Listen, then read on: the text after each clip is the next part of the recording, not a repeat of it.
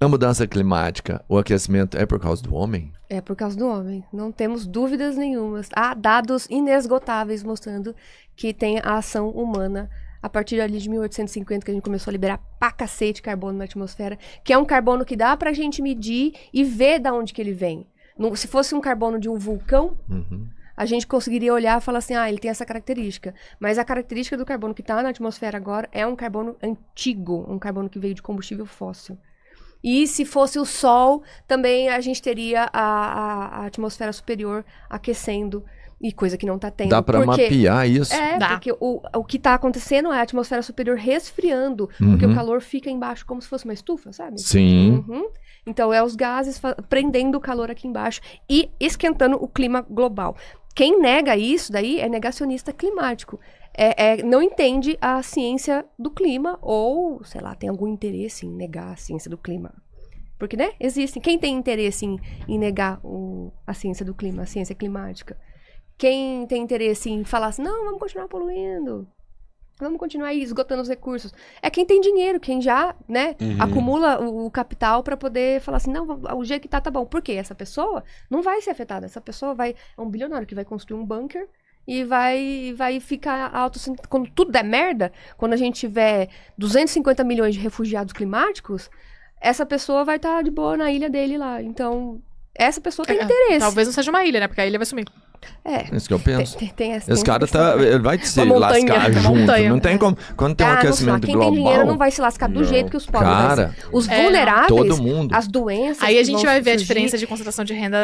Escassez de galera no bunker água, ali, né? Gigantesco. Escassez de comida, será que eles vão estar no... de ar respirável. Vai ser um caos, gente. Eles vão estar no hotel que tá... no topo. No topo da montanha. Mas isso é muito bizarro, porque eu vi gente em alguns comentários falando assim, não, porque em 1963, não sei aonde, teve uma seca. Tipo... Eles não entendem que... mas isso os eventos vão ficar mais intensos e frequentes. Não é porque em 63 teve não é porque seca. Já teve uma enchente no Rio Arno em 66, que dizimou Florença, que significa que o aquecimento global não é uma realidade do homem. Isso não, são coisas... Tipo, que não fazem sentido fazer essa associação, sabe? Tipo, é uns negócios meio bobo. É bobo. E falam que o CO2 já esteve alto antes. Já esteve alto antes, só que... Com os vulcões. Com causas naturais. E o que acontece? Isso acontece em milhares de anos, não em 100. É um processo longo. O mundo se adapta, se isso for feito de forma natural, por milhares de anos. Os ambientes se adaptam, os animais, a flora, tudo se adapta. Agora, em 100 anos... vai ter cataclisma dos ecossistemas. Então, não tem como o mundo natural se adaptar a isso. Entendi, porque assim, vamos pensar, o aquecimento, teoricamente, é uma constante. Porque se a gente voltar um pouco, a gente veio da era glacial, onde tinha mais gelo e tal, o homem ainda não tinha o impacto que tem hoje. E mesmo assim, havia um aquecimento com tempo suficiente de adaptação. O que a gente vai sofrer o colapso não é pelo aquecimento, é pela velocidade. Isso. É onde a gente vai colapsar. A Terra não vai ter tempo de se ecoajustar ali, né? Se de repente subisse 3 graus a temperatura do planeta em 1 milhão de anos... não seria um problema, a gente não estaria alarmado. Porque a gente teria tempo suficiente de todas as espécies do planeta se adaptarem, inclusive a gente. As plantas, os animais, o ciclo da água, tudo isso é se adaptar num processo longo. Mas a gente ter isso em 100 anos é um processo que ninguém vai sobreviver. Basicamente isso. Se aumentar 3 graus... não, gente, vai ser cataclismo. Que assim, já não vai aumentar. A meta talvez só sobrevivam as baratas. A meta era limitar a 1,5 grau, né? O aquecimento. Começou com o povo falando assim, não vamos deixar aquecer. Aí viu que não dava. Falou assim, então vamos limitar 1,5 grau. No começo acho que era 1 grau, né? Depois virou 1,5 grau. Tá. Eles foram, tipo... Não, a gente 1 grau não dá mais. Vamos botar 1,5 grau. Eles foram tentando... Porque viram que não agora já é sabido que vai passar de 1,5 grau. Já vai... Pelo menos temporariamente, já é sabido. Se não fizer nada, a gente vai passar, chegar a 3. Tem previsões que falam coisa de 4. Isso daí, gente... Isso daí é catastrófico. Você pensa... Temperatura aumenta a evaporação, né? Por causa que tá mais quente e tal. Temperatura e umidade é combustível para evento climático adverso, para furacão, para tornado, para ciclone. Imagina isso acontecendo o tempo todo, com muito mais violência, coisa nunca vista antes. E aí há terras alagadas, com o mar, aí o mar contamina deltas de rios, que abastece milhões de pessoas, aí essas pessoas não têm terra para viver ou água para beber, então elas migram, e aí chegam num país, causa mudanças na economia, e aí nenhum país quer, e tem guerras que a gente nunca imaginou antes, guerra por água, guerra por ar, guerra por comida, e aí muda o clima global, e aí as plantações que tinham plantações não vai ter mais, e aí tem menos comida, a comida fica cara pra cacete, a água fica cara pra cacete, pobre não consegue pagar, a saúde piora, o sistema de saúde colapsa, assim, é bola de neve, assim. Isso parece que o milionário vai ser afetado mas por eu tenho um exemplo que todo mundo vai saber do que eu tô falando, que é do ano passado. A gente tá consistentemente desmatando o cerrado.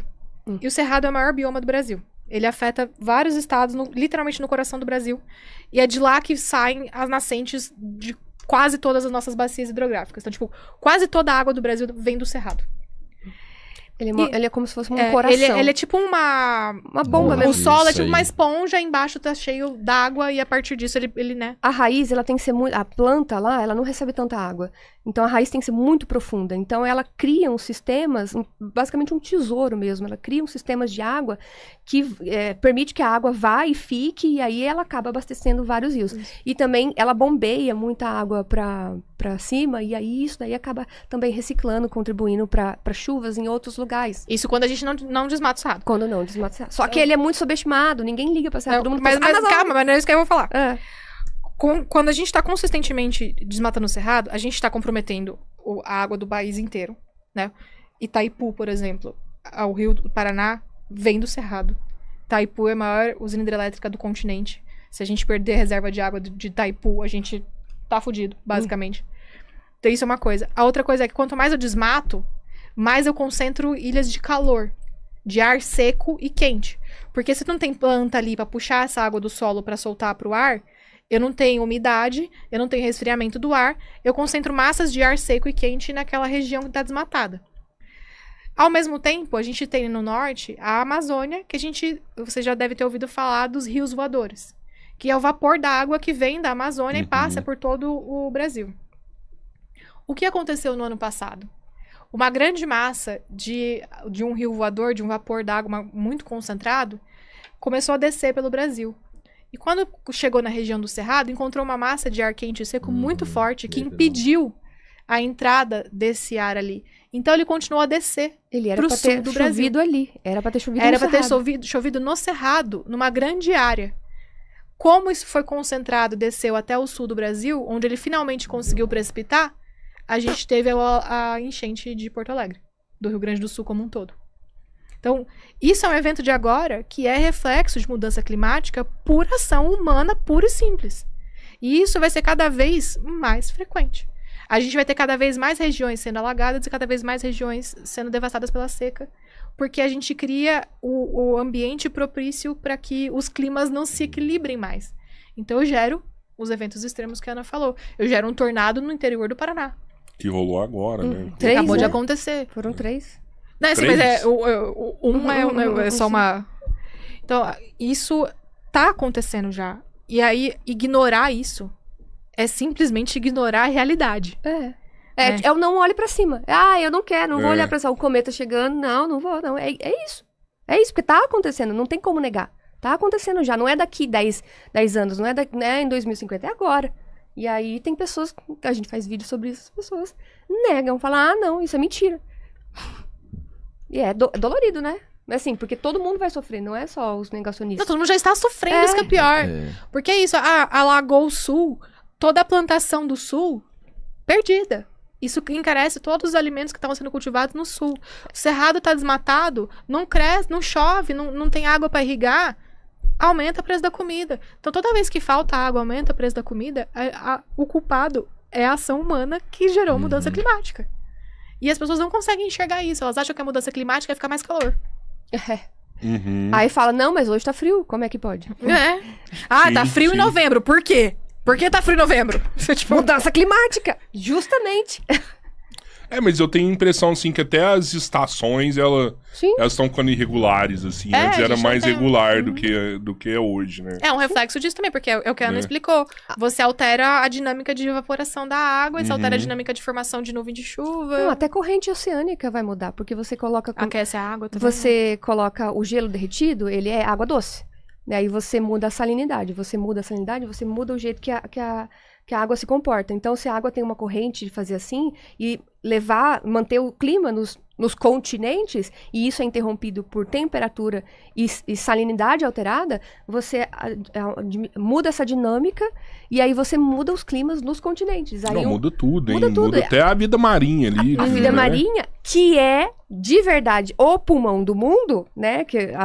Da onde vem a maior parte do oxigênio. 54% do oxigênio é produzido nos oceanos. Se o oceano for afetado, aí sim o pulmão do mundo vai ser afetado. Porque todo mundo pensa que é a Amazônia, né? Mas a Amazônia, ela usa quase todo o oxigênio que ela produz. Então, fica no 0 a 0. Mas, quando você desmata ela, você libera uma grande quantidade de metano, que é um gás do efeito estufa até muito mais poderoso do que o CO2.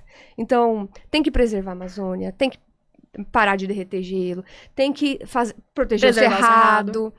Então, tem várias coisas que precisam ser feitas. O cerrado, inclusive, ele tem leis ambientais muito mais frouxas do que a Amazônia. Porque todo mundo valoriza... protege a Amazônia. Mas você pode desmatar 80% do cerrado que tá tranquilo. Dependendo da reserva, se você tem uma fazenda dentro do cerrado, você pode desmatar 80% da sua fazenda sem nenhuma consequência legal. Isso tá na lei.